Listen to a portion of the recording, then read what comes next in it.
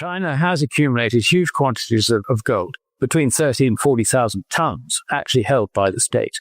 The people have also got another 28,000 tons. Some reason that she's put the yuan on the gold standard is to protect her currency from the crisis that is already enveloping the other G7 countries. They're hanging on to things like fertilizers in sulfuric acid, all these sort of things which they've been happily exporting in the past. They're not exporting anymore. Now, we can all find reasons for each individual one, but what it all boils down to is China is a massive seller of dollars. Why? Because she thinks the dollar is going to collapse. She knows what's going on in the Gulf. She understands that game completely. I mean, she's in there behind the scenes, let's face it. There is a huge difference between our paper markets, LBMA and COMEX, which are basically just paper.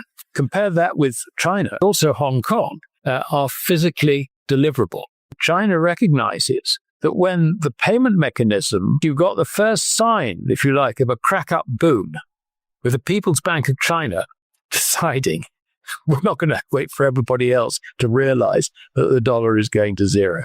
That was the next thing I indeed wanted to turn to, was your recent article on that. We'll put a link to that in the description of this video so people can refer to that. Preparing for gold, China's gold standard. You've just enumerated about half a dozen different pieces of evidence that all can be breadcrumbs that point in that direction. Anything to add to that as you have seen this, as vacuuming up, as you've called it, of gold and silver from the East? Yeah, it's not just gold and silver, copper as well. She's been a major importer of copper ores, and that's been the source of most of her silver, indeed, because something that I think 56% of silver comes from copper ore and also zinc ore. So, you put those two things together. Also, if you include gold and lead, I mean, something like 72%, I think is the figure, of silver, mined silver, comes as a byproduct of these metals, not silver mines. Silver mines are just a small part of the whole thing. But she's been accumulating silver for a very, very long time, and it's allowed her to suppress the price until now. And there's a change of policy, and this change of policy came along, I think, with tightening policies on rare earth exports. What if one of the world's largest economies has already started preparing for a financial future that most investors still don't see? While headlines focus on daily price swings, China may be making much bigger moves behind the scenes, accumulating massive amounts of gold, importing record levels of silver, reducing its exposure to US dollars, and expanding a physical precious metals market. If those actions point toward a broader monetary shift, they could have major implications for anyone who owns gold, silver, or simply wants to protect their wealth.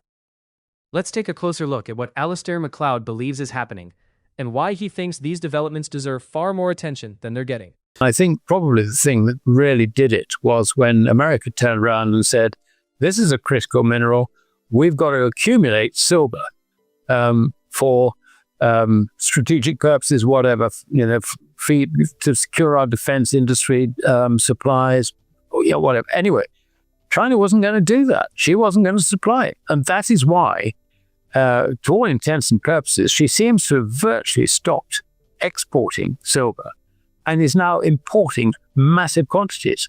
I mean, in the first 4 or 5 months of this year, she imported the same amount of silver as she exported in the previous 6 years. I mean, all in one go and in half a year. I mean, this is quite extraordinary. Big turnaround. And the common factor is, you can look at the individual sort of commodities, whatever. But, the common factor is the payment mechanism, if you like. And she's paying for these in dollars, getting rid of dollars. What she's doing is she's dumping dollars. And this actually is the earliest sign of a crack-up boom in these fiat currencies, in the dollar. We all follow that a lot later. We all eventually realize that it's not prices going up, but our currency going down. I think that China is already signaling this. And if you see what she's doing in terms of preparing the ground to put the yuan onto a gold standard, then that just completes the picture. For those for whom the term crack-up boom is new, it's, as you have described, Ludwig von Mises, Austrian economist, saying that at the end of the life cycle of a fiat currency, when everyone discovers that it's really worthless, and they finally acknowledge that. And you've talked to us about the successive revelations that end up finally in the domestic users of the currency being the last to wake up. So you're giving us a heads up here that China is taking blatant public strides to divest of dollars and to grab physical silver in many forms, some of which are not at all obvious to the casual observer if they're just watching the COMEX for actual deliveries off of the exchange. Silver, gold, copper, fertilizers, sulfuric acid, whatever, everything, virtually everything. And of course, at the moment, she is having record trade surpluses. That's another story. But I mean, the reason she's having record trade surpluses is because she's got a high savings rate, which is another side of the whole equation. High savings rate basically means that you've got savers who have sort of bank deposits. The interest on those are just going down and down and down as the yuan has performed against the dollar, incidentally. And you're now looking at less than 2% on deposits. And so, the attractions there have diminished. But alongside bank deposits, you've got bank accumulation accounts. And the interesting thing is that just very, very recently, I'll just point to three things, really. Maybe four. The first is that earlier this year, I think around about February, China told its commercial banks, if you own US treasuries, don't own too much. Lighten up. In other words, that is the clear signal. She didn't say this, but the clear signal is sell. Get out of US treasuries. That was the first thing. That was back in, officially we understood this in February, but it was probably happening a little ahead of that. Now, what was the second thing? The second thing is literally just a few weeks ago. Obviously, she talked to the commercial banks again, because the commercial banks, with almost one voice, turned round and said to those with speculative positions, I'm talking about in domestic China now, those with speculative positions in gold and silver, I've got to close them by July the 24th. Now, quite why the July the 24th, I'm not too clear. I would guess that it's probably something to do with the expiry of the current futures contracts on the Shanghai Futures Exchange. At the same time, she's been beefing up, China has been beefing up through the SGE, the Hong Kong gold market facilities. Not just vaulting facilities and all the rest of it, trading facilities. And on top of that, put in links between Shenzhen so that all the re-refining stuff and the supplies and all the rest of it can be provided to Hong Kong. It's a direct link between Shenzhen on the mainland and Hong Kong. So she's building up a physically driven marketplace in Hong Kong for international players. Now, so that's the other thing. Now, the most recent thing, and this is an interesting one, the most recent thing is that they've changed the relationship whereby if you wanted to export gold, take gold with you, let us say, from China into Hong Kong, you would have to have the permission of the People's Bank and Customs. They're now talking about changing that so that the People's Bank don't have to give you permission to take your gold out of the country. It's merely a matter for customs. Now, this is obviously easing up, if you like, the sort of Hotel California bit of gold can go into China but never leave. This is now beginning to be changed. Now, this is very important because if you are going to have a major international gold center, probably the major international gold center based in Hong Kong, then obviously it does make sense that people on the mainland can take their gold, if you like, in limited quantities, freely across the borders. So they're freeing up the system, if you like, to provide more physical liquidity for the Hong Kong market. According to Alasdair Macleod, China's strategy goes far beyond simply buying more gold. He argues that Beijing has spent years building a foundation that could strengthen its financial position if confidence in traditional fiat currencies weakens. That strategy includes accumulating large gold reserves, increasing silver imports, and investing heavily in physical trading infrastructure, rather than relying on paper markets. One of the biggest changes involves silver. Macleod explains that China has dramatically shifted from being a major exporter to importing enormous quantities in a very short period. Since much of the world's silver production comes as a byproduct of copper and zinc mining, China's broader resource strategy may be about securing multiple critical materials at once, rather than chasing precious metals alone. He also points to China's efforts to reduce exposure to U.S. treasuries while expanding gold trading through Hong Kong. In his view, these moves suggest preparation for a future where physically settled markets become increasingly important.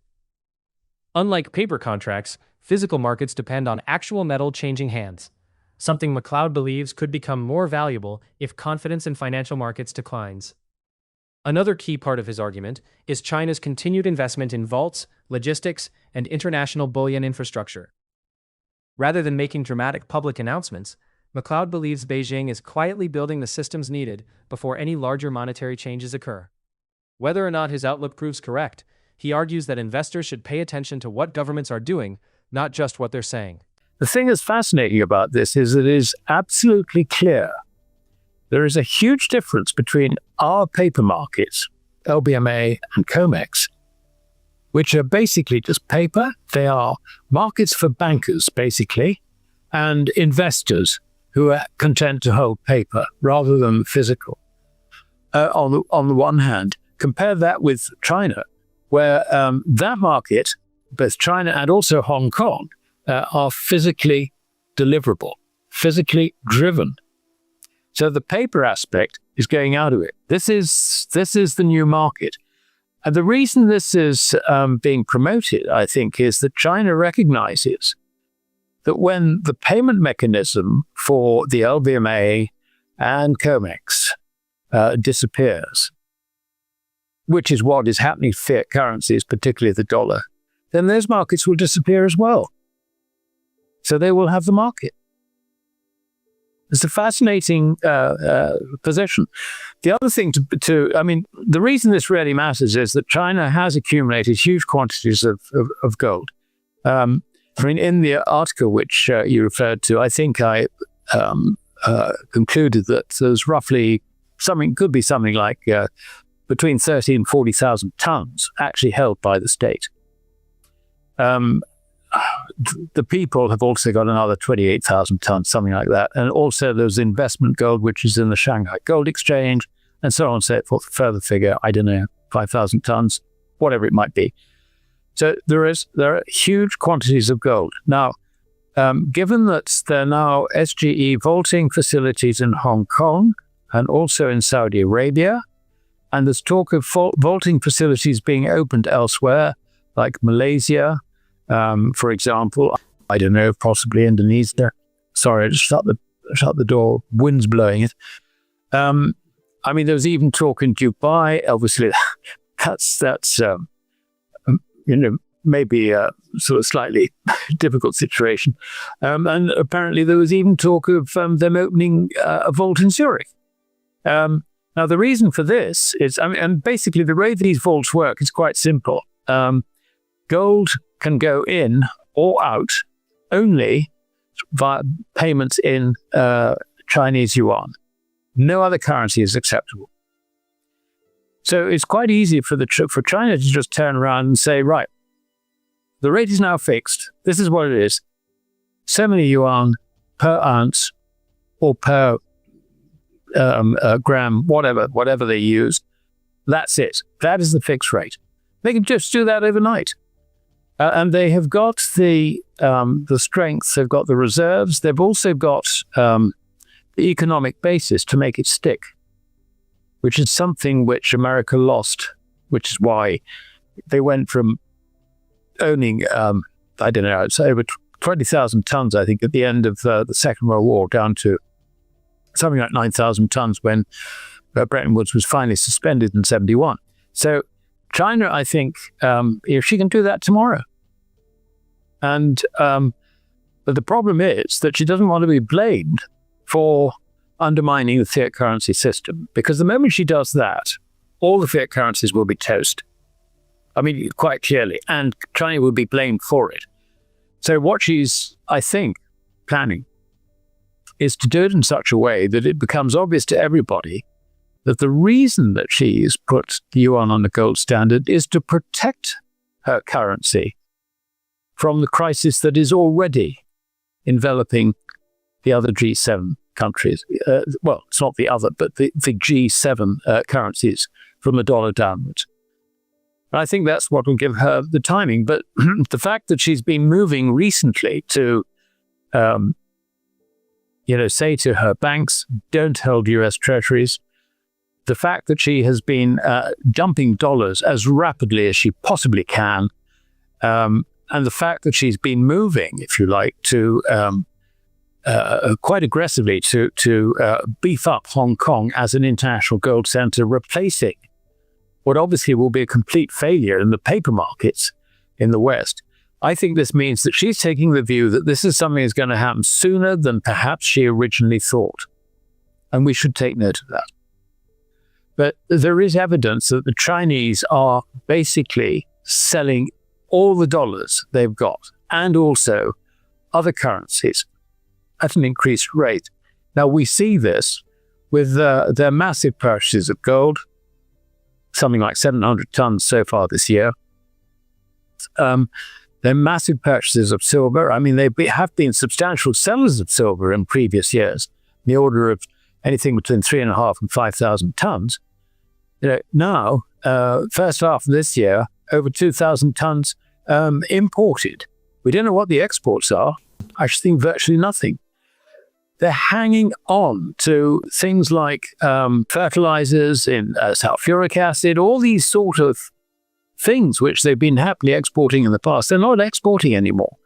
Now, we can all find reasons for each individual one, but what it all boils down to is China is a massive seller of dollars. Why? Because she thinks the dollar is going to collapse. She knows what's going on in the Gulf. She understands that game completely. I mean, she's in there behind the scenes, let's face it. And not only that, but her moves to protect the yuan are now becoming increasingly obvious. If Alasdair Macleod's analysis is accurate, today's developments could be about much more than gold or silver prices. They could reflect a much broader shift in the global financial system. Only time will reveal how these trends unfold, but understanding them early may help investors make more informed decisions.